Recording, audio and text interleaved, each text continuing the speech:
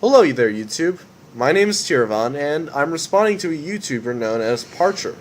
Now, whenever I talk about possibilities of the early universe in this video, keep in mind that I'm pointing out merely possibilities. I'm not actually saying that these are the definite answers and this is what you should accept.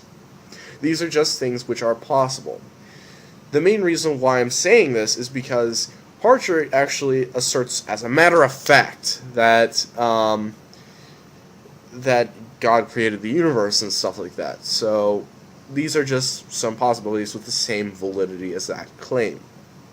So without further ado, let's get underway. Hi, this video is about the big picture, why atheism is false, why only one religion can be true, and then which religion that has to be. We know atheism is false because if there was an infinite regress of cause and effects in the eternity of the past, then you would have had, by that very definition, an eternity to come into being before now. So you should have already happened. You should have already existed, come and gone, and died. The thing is, Parcher, you're confusing atheism with cosmology. First, atheists are not required to accept a beginning of the universe because of the fact that atheism is merely a lack of belief in a god or gods. Also, couldn't it be possible for the universe to have always existed in one form or another? For example, previous universes, or just the singularity.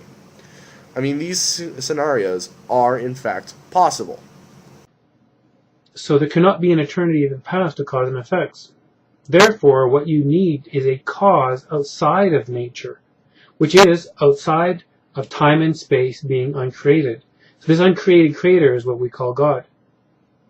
There are 3 points I have to add here. 1, why does the universe need an uncaused first cause? I mean, there, as I stated, could have been a plethora of previous universes, and there might be the possibility that the matter and energy needed for the universe to exist might have already been here in some form or another. Second, why should we call this uncaused first cause, you posit, God?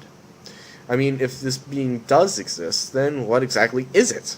In other words, how do you define God, and why is it the being that created the universe? Third, is it not possible that another being that is eternal created the creator of the universe? Also, you notice that we actually can tack more creators onto this creator, eventually coming out into an infinite regress of causes. Just because you posit a creator doesn't mean that it is immune from the infinite regress problem. Also,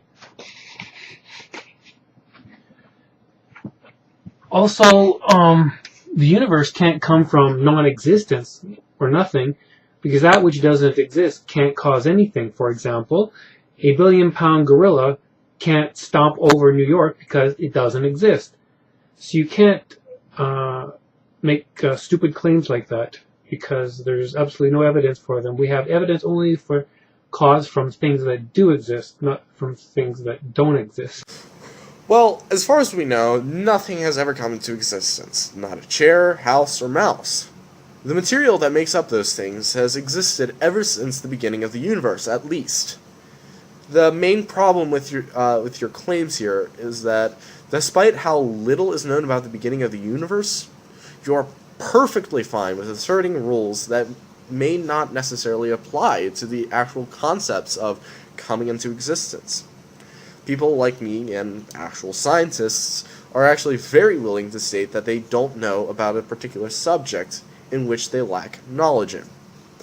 An example is a biologist trying to establish how exactly life rose on this particular planet. The biologist knows it's happened, but doesn't know how. That still does not excuse the action of asserting random things off the top of his or her head.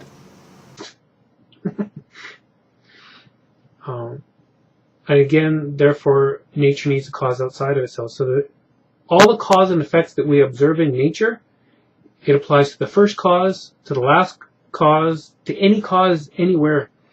There's always a cause. The problem here is that you're applying this rule, which is meant for things that already existed at the time of the event. Next, an infinite regress of time and space is inherently contradictory as well, because if there was an eternity of the past to cause and effects, that indicates that there was an eternity going on before now, so that you should have never come into being. Because the eternity of the past would continue to go on for eternity, never reaching this point. This is, of course, assuming that we are the end of an eternity, not just some specific point in the eternity. Take a number line, for example. A number line stretches both ways into infinity, and while we will never reach the most extreme number on either side, we can always point out the specific points in the line. So, assuming that we're not at the end of or beginning of eternity, our point can actually be reached. So this is how we prove, and this agrees with Romans 1:20, therefore we're all left without excuse. By just simply observing nature, we know that God exists. What about those tribes in Africa and South America that have not been exposed to Christianity yet, and have actually developed their own religion? Are they without excuse? Now, God can't have morals below our own. Since you and I were personable and were accessible to one another, God cannot be less than that. So therefore, since God exists, he must not be. He can't be an absentee landlord, which is called deism. Care to explain why a god couldn't make a universe, then leave it to its own devices? And he can't be a Gnostic god. In other words, a god that created an evil god that created this universe, but he's not the ultimate creator, because a loving God would never allow that, right? So we're left with just 3 religions in the world that are accessible and personal. Well, let's say they're accessible. I wouldn't say they're all personal, but they're at least accessible because they comprise the majority of all faiths in the world today. And that is Christianity, Islam, and Hinduism. No, Hinduism is false because you're not going to come back as a chicken, and you can't place the burden on a chicken to become a human again. So that's just silly nonsense. Guys, I'm actually going to take myself out of this Hinduism thing merely because I do not know enough about it. So, I will let it run with the question of why only 3 religions? And number 2, Brahma is the god of Hinduism, and he's said to be amoral. But how can an amoral god, which is below a moral being, you and I, create moral beings? That wouldn't make any sense, because the lesser can't be greater than the greater. Actually, I will respond to this. Now, you say that Brahma is an amoral being. Now, an amoral being is not less than a moral being, mainly because they're actually more omnipotent than the moral being, because by their own nature, they're allowed to do evil things, and things that are not necessarily evil or good. I also forgot to mention the point that greatness is a very, very vague term. So, what qualifies as great, and what exactly do you mean by great? Than the greater. The greater can't be less than the created. So therefore we have proven here, without a doubt, Hinduism is false. And I like to also say about Hinduism is that would be kind of unrealistic or unjust to infinitely have reincarnations occur and never effectively dealing with our sin problem. It's just endless sinfulness. So that's not good either.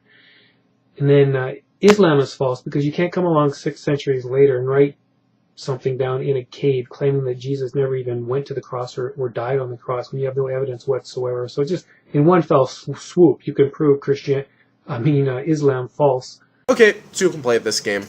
You cannot just get a bunch of guys 300 to 1500 years later and decide that certain texts of the Bible are non-canonical. You should probably read about the Council of Nicaea or Trent. By that method, and you know Christianity has to be true because it's the only one that's left, without even knowing anything else. But we do know that Christianity is true because nobody in the past 2,000 years has been able to come up with a naturalistic explanation to account for the eyewitness testimony of the apostles in various group settings. Don't use eyewitness testimony to try and prove your God. I will not accept that kind of evidence under any circumstance. This is because the witnesses could have been mistaken, or they could have hallucinated, or they could have been tricked. In the case of turning water into wine, any illusionist worth his salt can do that kind of thing. We have 12 different accounts. It's probably more, but we have at least 12 different accounts in the scriptures of the apostles testifying to having seen Jesus alive from the dead in various group sizes, 5, 7, 9, 12. There is even one instance of 500. And there is no naturalistic explanation. For example, some people try to say that Jesus didn't really die on the cross, but then that wouldn't convince anybody he's the risen Messiah, would it? Because he'd be torn down to the bone. He'd have a spear he'd have a hole in his heart, holes in his hands and feet. He'd be bloodied. I don't see how he could walk on the third day. So that wouldn't convince anybody. What else? Group hallucinations are impossible. We know, medically speaking, in the DM4 psychology manual, for example, there's no group hallucinations. It's impossible. There's never been any group hallucinations in the history of the world. It could have been possible that there was no crowd to see the resurrected Jesus. This is a problem with just basing it on the scribbling of a gospel writer with no empirical records to back it up. Legends theory doesn't work because there was not enough time to develop these. Like, for example, 1 Corinthians 15, Galatians 1 and 2, written by Paul. I mean, scholars all agree that this is definitely Paul's 3 chapters, in addition to all the other chapters and the books of the New Testament that he wrote.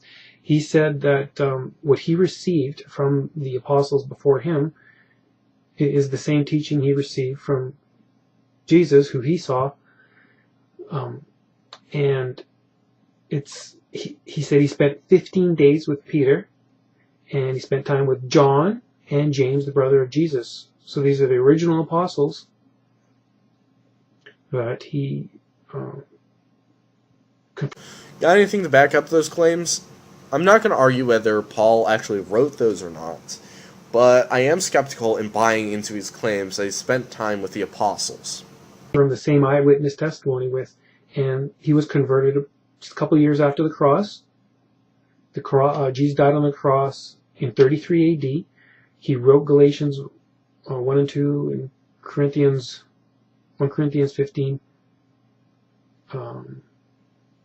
He wrote that around 40 AD, so it's very near to the events that took place. You can quote all the church fathers, you can quote the entire New Testament from the church fathers in the late 1st and 2nd century, except for 11 verses. And we have about 15 still surviving papyri from the late 1st century and the 2nd century from the New Testament. And there is no document in all of antiquity that has still surviving papyri that are so close to the events that occurred. Once again, how do you know they occurred? So that's pretty powerful. And of course, Jesus is the most documented person in antiquity. There's more sources written about him within 150 years of his death than any 10 figures combined. So if Jesus didn't exist and do what he did, then nobody did anything, because you can't have a double standard and apply one standard to others with less material as evidence than what Jesus has. Now, we have 45 sources for Jesus within 150 years of his death, and 17 of those sources are non-Christian sources. And of those 17 non-Christian sources, 12 speak of his death, and 12 speak of his resurrection, and 7 of them speak of his deity. So even though they don't believe that Jesus is God, they still speak of the claim of his deity. 7 of them that are non-Christian. And any official documents that do that. Anyway, so you can see how simple it is. So that if you don't get it, Jesus spoke about hell more than anybody, that if you don't come to the cross and receive what he did for you as Lord and Savior, that you will then go to hell. So just realize whatever hell is, it is a place that you freely choose to go to because you don't accept the forgiveness that he provides for you. Okay, in this case, I choose not to go to hell and instead make my own place where free thinkers like me can chill out. Now, I'm pretty sure that if a God exists, he isn't going to honor my free choice to make my own place and will instead cart me off to hell, where the sex, drugs, and rock and roll is going to be. The cross. For whatever reason you do that, you don't want, maybe you prefer to be independent, self-sustaining, self-righteous, independent, disobedient. It's the same sort of thing with Adam and Eve in the garden. They disobeyed. You disobey. You may even know God exists, but it's one thing to, even the angels know God exists. So if you don't accept what he did for you, it's, you have to not only know that he exists, but you have to accept what he did for you. And then there was Cain and Abel. Abel gave a proper offering of a sheep, not of his own labor, whereas Cain pridefully gave of his own works. What? Was Cain going to steal from Abel's herd? If he did that, God would have been even angrier at him. I mean, he stole. So it isn't a matter of pride, it was a matter of what he had access to. Which could never satisfy God, and therefore he was not saved. And so it's very simple. God is looking for a particular kind of person who accepts, his authority, and not to go independently in your own path, in your own way. And this is why Christianity is true, and it's the only way. Praise the Lord. Goodbye. Well, that's the end of the video. If you like the content, don't forget to subscribe for more. Also, remember to rate, comment, and critique the video. I thank you all for watching, and for now, I bid you all farewell.